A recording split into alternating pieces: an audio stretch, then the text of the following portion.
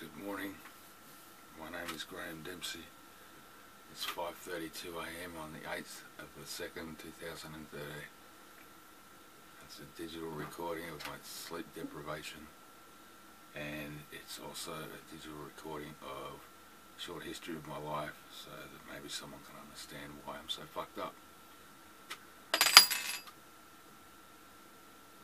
I suffered abuse at the hands of everyone all my life. From the day I was born to the day that my mother escaped my father, the physical abuse was horrendous. I watched him attempt to kill my uncle in the kitchen with a butcher knife. He used to make me stand on the front step for hours as he hosed the bricks and said, "Look, it's a trick, the water goes away. Just make me stand there." Just to put me in the corner and make me fight my way out. Gave me the option of the belt and the buckle, or the iron rod. I always took the belt and the buckle. It's the one in the middle. If you take the belt, he'd belt you too hard, and the iron rod, it just hurt too much. It just hurt too much. So you take the belt and the buckle. That's the one he wanted you to take anyway. I know. After we escaped and we moved to my grandparents' place, that's where the sexual assault took place for a number of years. It also happened to other children in the street, and some of those children in the street are now heroin addicts. I know that they assaulted young girls that lived over the back. I won't describe any of the assaults. They did things that I've not even read about in books. That's all I'm going to tell you. We then moved from there to, my mother met a man and he became my stepfather. He abused me till the day I moved out of home. Not physically abused me, but he used to tell me, he was a drunk. He used to drink at 6 AM in the morning before work. And he used to tell me that he hated me and he wished I was dead. Every night he used to tell me this when Mum was in bed. Mum used to go to bed before him because he snored. So she went to bed, got to sleep, he would come to bed, she would get a good night's sleep. But I, being a young man, I always stayed up later, and he would always just tell me he wished I was dead. The end of schooling, HSC, my brother was allowed to go off and do what he wanted. I was told I had to get a job in 2 weeks or leave. I left. Before that, actually, my mother, when I was 15 years old, my mother told me that she could no longer support me. She told me that she had to support my stepfather because he was her partner, and I was old enough now to look after myself.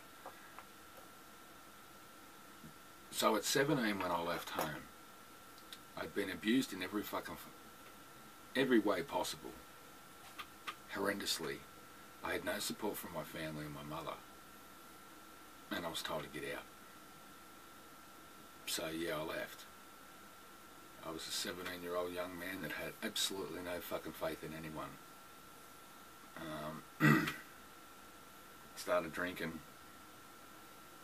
I was self-medicating with pot and drinking. They were the two drugs of my choice. I then moved to Byron Bay for 2-3 years. Great place, great people. Started soul searching, spirituality. Not really, looking for something. I've always been looking for something. I drank and fought for years in pubs. Did alright too. I broke a nose, broke all my knuckles. I have arthritis in both hands from fighting and training and all that sort of rubbish. They ache terribly sometimes, some days. I have a dislocated shoulder. I have other physical problems as well. But when I was 28 years old, I was attacked by a bouncer at Manly, and he tried to murder me. He jumped up and down on my head, sort of stomped on my head like a watermelon. I suffered, that's where I suffered the brain damage here, here, and here. And they believe some gliosis. They believe that the brain damage at the front here happened early in life. So my father may have abused me and bashed me, I'm not sure. I spent 7.5 years in rehabilitation to learn to talk, walk, and function as a normal human being.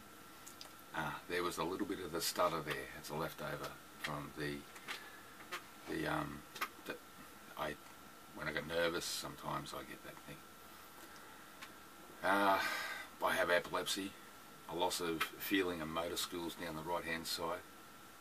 If I can put a needle through my thumb.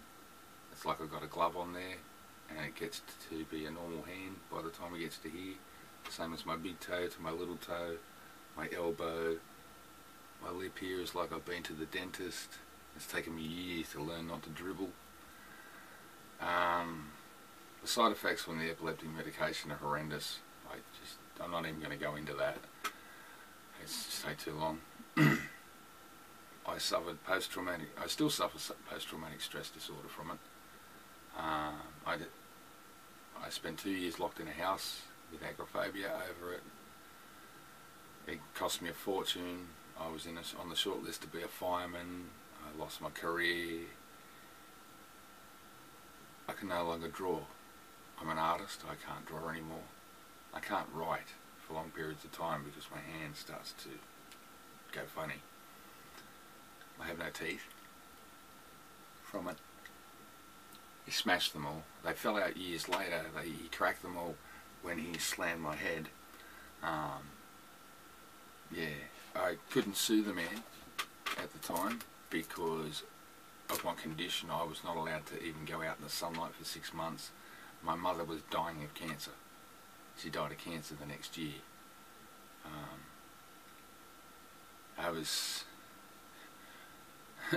I would have to say that would be the hardest time in anyone's life if anyone had to go through that, to nearly be murdered, try and learn to talk, walk and speak and all that sort of stuff, and then turn around and lose your mother to cancer. It was pretty bad. I stopped taking chemical drugs at that stage. I took a lot of chemical drugs. I did a lot of partying and I moved into a lifestyle that was very dark. I studied witchcraft and all kinds of crap like that. So at the age of 28, 29, 30 years old, been through a lot. Didn't know how to cope with anything. Started really drinking seriously. Like serious drinking. 16 schooners a day. Couple for lunch, 3 after work. No, it was a couple for lunch. It was 3 for lunch, $30 at the pub, $3 each, 10 and a 6-pack home every night. I started losing my jobs. In the end I ended up in rehab. My liver was shot. I have no scarring thankfully, but yeah. So I went to rehab and I've been through all that. There's a part of me that doesn't understand people at all. I know that a lot of people don't understand me. I don't expect them to understand me. I don't try and understand anyone. I have beliefs in me that I'm very passionate about. And because I really haven't, I've not had a lot of support. You know, I don't have a lot of faith in people. I've been told one of the only reasons that I'm not like a serial killer or a murderer, with all my conditions, my frontal lobe and the abuse and all that sort of stuff, I have all the makeups to be a rapist, serial killer. It's only because of my loving family. They don't know what happened to me. My family, I'm sorry, you've never been told. But I'm not sorry for the way I act, and I'm not sorry for what I believe. And I'm rough, and I swear. And I say the word cunt And you know, I don't care. I can't afford to care because I don't have enough life left. I'm 46 years old, I'm single, I have nothing to my name, no kids. Well, I have one boy that I call my son. And I'm in love with a very beautiful woman that I don't know if I'll ever be with. I have suffered a very difficult life. Please, if you can, sometimes just give me a minute. Because it's a little harder for me sometimes than it is other people.